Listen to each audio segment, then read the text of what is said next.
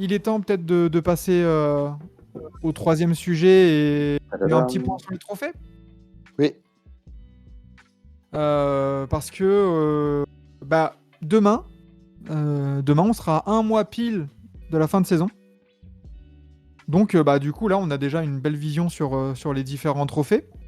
Je sais qu'on refera une édition des trophées TBA en fin de saison. Ne vous inquiétez pas avec nos trophées à nous. Hein, nous, on s'intéressera pas au MIP, au MVP, mais vous inquiétez pas, on refera une émission spéciale. Par quel trophée vous voulez commencer, les gars? Les évidents. Ouais, les évidents. Genre Six Man of the Year, Malcolm Brogdon, voilà. Coach of the Year, Mac Brown, c'est bon, pas de débat, merci, au revoir. Le Six-Man, c'est vraiment Brogdon? Ouais. Ah oui, bien sûr, ah oui, quand même. Qui d'autre? Ouais, c'est exactement qui d'autre. Je me fais insulter si je place. Non, c'est du troll, j'allais dire, je me fais insulter si je place un Russell Westbrook. Voilà, il y a eu la narrative. Il y a eu la narrative au Facebook pour créer un peu de suspense, mais il n'y a pas de suspense avec Malcolm Brogdon. En vrai, Westbrook, quand il est titulaire, ça perd. Quand il est sixième homme, ça gagne. Max, s'il te plaît, il y a le PSG dans pas longtemps, s'il te plaît. Viens, allez, c'est bon. Donc, Non, du mais comme coup, Malik Monk. Malik Monk dans un style différent, mais je sais pas, Brogdon, il est incroyable. Si les Kings terminent deuxième, Malik Monk, il aura des stats de sixième homme de l'année. Oui, bien sûr, mais le plus impactant, ça reste Brogdon. Donc, je suis d'accord. Donc sur ça, voilà. Mais après, Coach of the Year, Monsieur Brown, il n'y a pas de débat, encore une fois. Ouais, non, ça par contre, c'est plié. Je vois pas qui. J'aime bien Mazzula, hein, mais là, tu passes d'une équipe qui était pas en playoff, qui est deuxième de sa conférence, à l'Ouest. Oh, c'est chaud. Donc, après, tu as Rookie of the Year. Ça aurait pu, dans un autre monde, ça aurait pu être Mike Malone. Mais là, cette année, c'est pareil. Surtout que Mike Brown, c'est la première année. Non, mais c'est fou. L'impact est incroyable. Et en plus, au-delà du jeu et des résultats, il y a une nouvelle philosophie qui est instaurée. Il y a des nouvelles choses aussi dans la vie du groupe qui font que, c'est incroyable l'impact qu'il a eu, quoi. Et tiens, juste pour le sixième homme, il y a Tyrese Maxey qui est cité par. Je pense qu'il aura. Mais c'est trop pour être Six Moy, il me semble. Ouais, trop c'est à vérifier, mais il me semble que c'est un peu trop pour être. Ouais, beaucoup d'absence. Donc, après Rookie of the Year, Banchero, merci, au revoir, c'est plié. MIP, Markkanen, merci, au revoir, c'est plié. Donc, en soi, les deux seuls où il y a du débat, ça va être le J-Poy et le MVP. Et encore, le MVP, pour moi, il n'y a pas de débat, c'est Jokic. Après, sur le rookie de l'année, à la limite, t'as quand même toujours un Ben Mathurin qui vient un petit peu faire de l'ombre. Je voyais ça. Moi, j'ai Jalen Williams devant Ben Mathurin. Mais non, oui, ouais, ça encore, ça se débat, ok. Pas pour moi, ils sont derrière. Il y a Funky, rassurez-moi, Ross Sixman, c'est juste une vieille vanne pétée, bien sûr, évidemment. Oui. Évidemment. Mais non, mais le Rookie of the Year, Mathurin et J-Dub ne sont pas première option de leur équipe, plus jouent avec un All-Star chacun. Non, Mathurin, je sais pas comment on le prononce. Là, j'aurais milité aussi, j'étais dans le train quand Indiana était dans le top 6, tu vois. Si Indiana était même dans le place play-in et qu'il continuait à avoir ses stats, oui, là, tu peux avoir vraiment un apport et un impact. Il me semble que c'est Mathurin et qu'il parle très bien français, d'ailleurs. Et il me semble que c'est. Je sais pas s'il est québécois ou s'il est genre juste à côté, mais il me semble que. Là, au final, Orlando et Indiana, c'est au coude à coude au classement. Banchero, c'est le clair patron de son équipe. C'est sa stat. Je vois pas comment. Mathurin, il sort du banc et son adresse est en train de s'écrouler. Il a eu le gros. Moi, il est à 40% en gros. Après, il fait 21% à 3 points. Je parle que à 3 points. 21% en décembre, 27% en janvier, 31% en février et 12% pour l'instant en mars. Ouais, t'as aussi Diamond Fox, il est d'accord avec toi, Enzo. Hein. Jalen Williams devant Mathurin, oui. Après, Mathurin, c'est peut-être aussi que les défenses, elles se sont dit c'est une menace. Donc du coup, on va le défendre un peu plus. Puis en plus, il parle beaucoup. Et puis, il a fait aussi le truc du panier à la fin, machin et tout. Il y a eu je crois qu'il s'est aussi attiré 2-3. Oui, il a Il s'est attendu. fait 2-3 potes. En fait, ouais. Il a Ouais. attendu un peu. Ouais. Il a attendu. Donc, ouais, bon, ça fait pas trop de Mais doute par voilà, contre, pour le rookie. moi, il est clairement deuxième. Hein. Pour moi, je l'ai Ah oui. devant Jalen Williams. Mais de toute façon, on essaiera de faire peut-être une émission vers la fin de saison sur cette classe de draft et puis faire un peu le bilan de la classe de Ouais. cette classe de rookie Après, pour voir un peu qui a déçu, qui a justement a donné satisfaction. On fera une émission j'ai vraiment trop hâte de là-dessus. voir Mais Jalen Williams jouer au basket. je voudrais revenir sur le MIP. On est tous d'accord que c'est Mark Cannon. Oui, Oui. oui, oui. Oui. Bronson en 4 Presque, top 4, il ne y a peut pas moins de taper débat. quelques votes. Non. Ouais, bon, moi, le Quelques top, deuxième place. le top 2, c'est Shai. Allez, 2 Shai, il n'y a pas de souci dessus. Après, tu vas. Shai devant Bronson là. Ah oui, quand même. Ah oui. Le- Ah oui. Actus, tu regardes.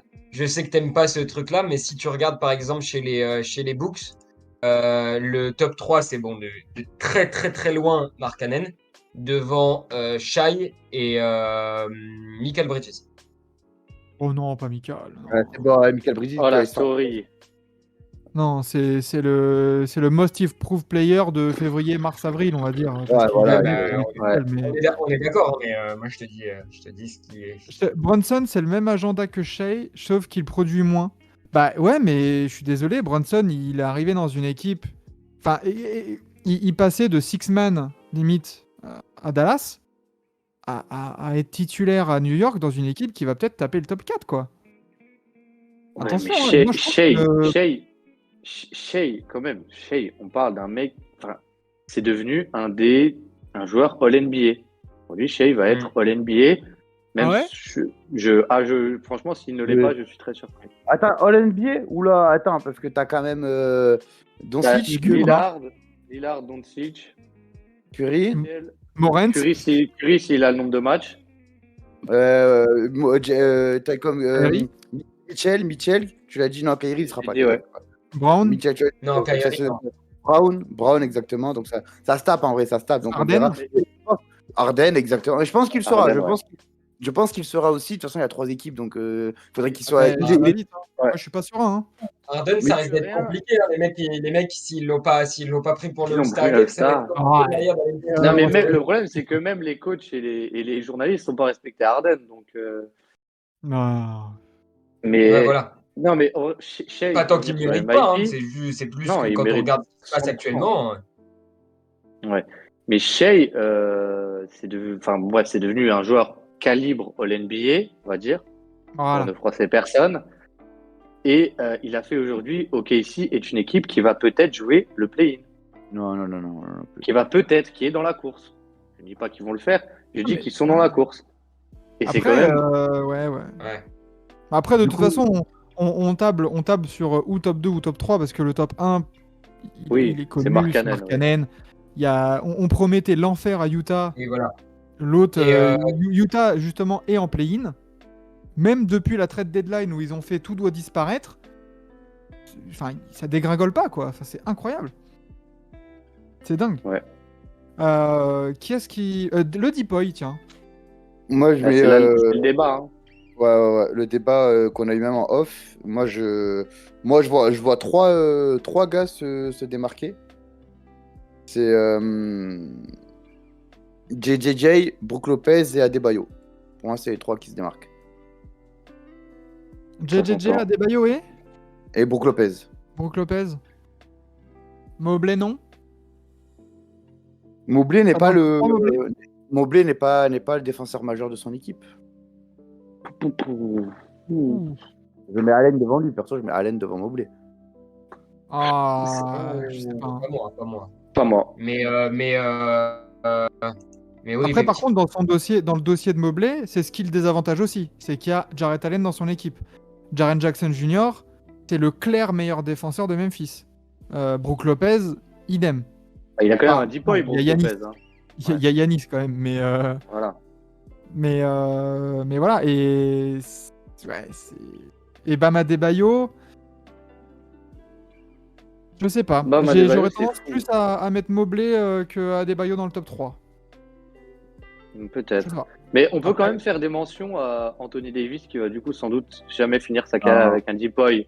Non, mais pas cette année, il l'aura pas. Ah, Mais à Et chaque fois qu'il joue, cette année. Hein. à chaque fois qu'il joue, je trouve ça ouf. Et voilà, et Nick Claxton, je voulais dire qui, franchement, avant le trade, il aurait pu être dans la course quoi, avant que Il ça a parte. toujours le niveau, hein, c'est juste qu'il n'aura pas le bilan, mais il a toujours le Oui, niveau, voilà. hein, Deepoy, là. Et c'est ce que tu Si, disais en attends, off, chaud c'est comme un qu'ils apportent beaucoup d'importance au bilan pour le deep boy. Quoi. Ouais, on bah, va- c'est ce qu'on et disait, ouais, puis, c'est ce qu'on disait au début. la meilleure défense, les gars, c'est Cleveland. Ouais, c'est vrai. Hein. Après les Bucks et après Memphis.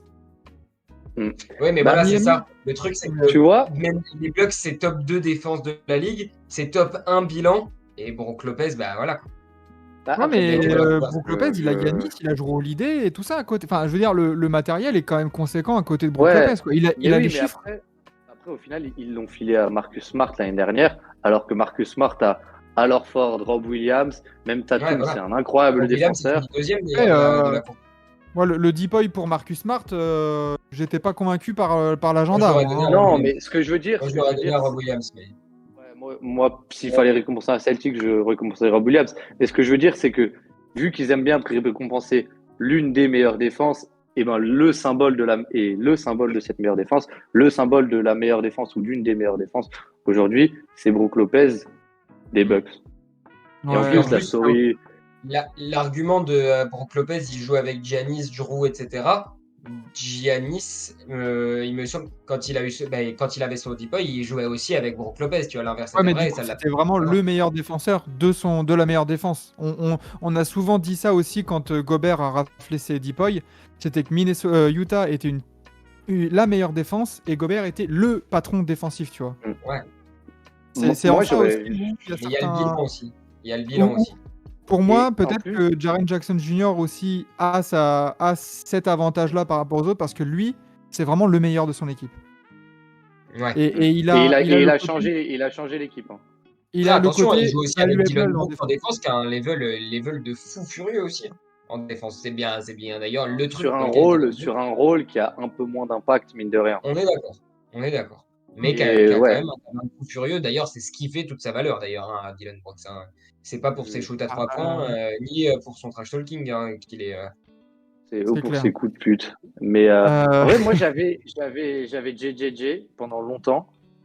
Parce que avant qu'il rentre dans la saison, Memphis est 23e défense, je crois. Et Mhm. il arrive et au bout de 2 mois, ils sont première défense.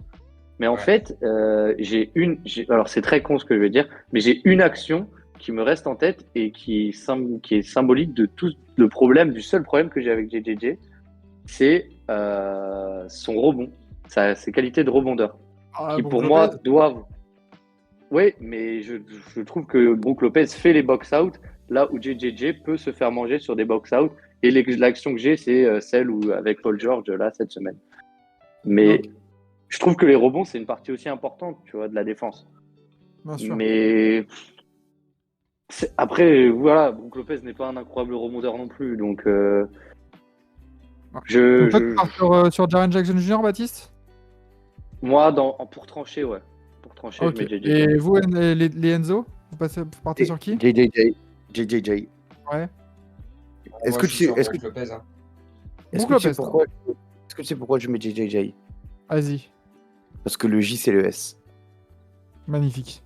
On peut Et couper donc le le live. triple J, Le triple c'est le deep boy. triple Encore heureux que c'est pas un double J seulement, hein, putain. Ce serait dans la merde. Oula. Voilà. Eh ben, passons du coup au MVP parce que du coup, alors pour toi, Enzo, c'est Jokic. Alors, et pourtant, je pense qu'on connaît ma qualité de comment dire, de détracteur de Jokic, si je puis dire. Jokic est loin d'être un joueur que je fabule comme le font la plupart des gens sur Twitter, mais il faut avouer que pour le coup, meilleur bilan de la ligue, il va se rapprocher des 60 victoires. Il est le joueur clairement le plus valuable si on prend le sens littéral du titre. Il a Alors, des le stats. meilleur bilan, c'est Milwaukee. Hein. Autant pour moi, merci de me corriger. Mais, Une victoire après. mais voilà, le gars, il est en 60, 40, 80 au tir. C'est une folie. Donc, non, en termes d'efficacité, en termes de valuable, en termes de tout ça, il doit avoir ça va être son MVP le plus mérité des MVP. Moi je suis d'accord avec Vlad. Alors, dans un sens, j'espère que. Enfin, je pense que ça va être Jokic, pardon. Mais putain, Embiid, il mérite tellement. Ah oui, mais Embiid, il mérite celui de l'année dernière. Malheureusement, Non, mais là, même là, cette année, Embiid, il tourne en 33,3 points de moyenne, 10 rebonds. Il a 53% au tir, 36% à 3 points, mais il a 64% de true shooting. Mais le souci, c'est n'importe quoi. Ouais, mais Jokic, il est à 70. Embiid a de meilleurs coéquipiers et un moins bon record. Donc forcément, ça joue. Hein. Voilà, en plus, il y a vraiment... C'est-à-dire que ça va être terrible pour Embiid, hein, mais il va être un mec qui, à la fin, je pense, de sa carrière, va avoir une armoire à trophées relativement vide. Parce que, mon bro, désolé, mais t'as joué à côté de Nikola Jokic. Après, Jokic, une décennie après, Embiid, si ça se trouve, il est quadruple MVP, tu vois. Mais il a joué avec Nikola Jokic. Mais ça se trouve, Jokic, il a 0 titre et peut-être que Embiid... Moi, personnellement, les Sixers...